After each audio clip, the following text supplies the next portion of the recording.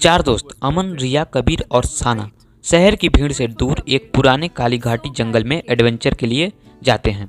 जंगल के बारे में लोग बोलते हैं कि वहाँ रात को पेड़ चलते हैं, पर इन लोगों को इन बातों पे कभी विश्वास नहीं था।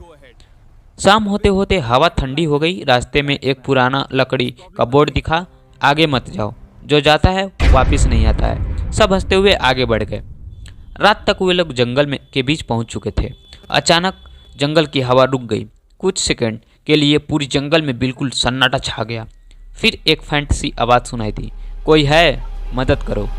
रिया ने टॉर्च घुमाकर देखा कि पेड़ों के बीच एक साया हिलता दिखाई दिया, लेकिन वो आदमी का साया नहीं था, उसकी लंबाई एबनॉर्मल थी। कबीर ने पलट कर देखा, सना गायब थी, बस उसका रेड स्कार्फ जमीन पर गिरा हुआ था।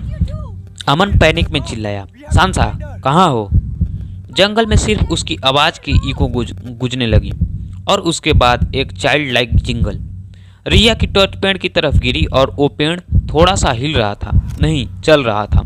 उस पेड़ के नीचे सना जैसी कोई किसी ने घसीट कर खून के निशान बनाए थे।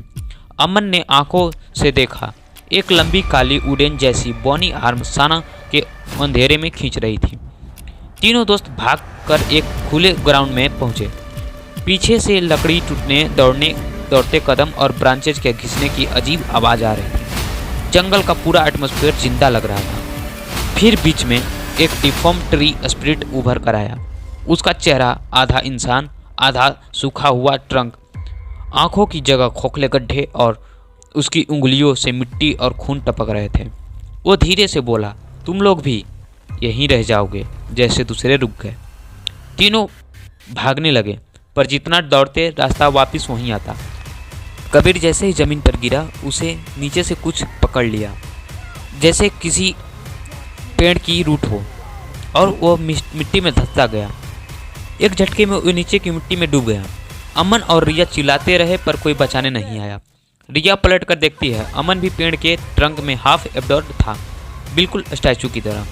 आखिर में रिया की टॉर्च ब्लिंक होने लगी और उसके सामने खड़ी थी साना, पर उसका चेहरा पेड़ की तरह सूख गया था। वो मुस्कुराई, यहाँ से कोई नहीं जाता, और टॉर्च बंद, ब्लैकआउट। अगली सुबह रेस्क्यू टीम को जंगल में कुछ नहीं मिला, बस 4 नए पेड़ जो थोड़े अजीब तरह से इंसानों के जैसे थे।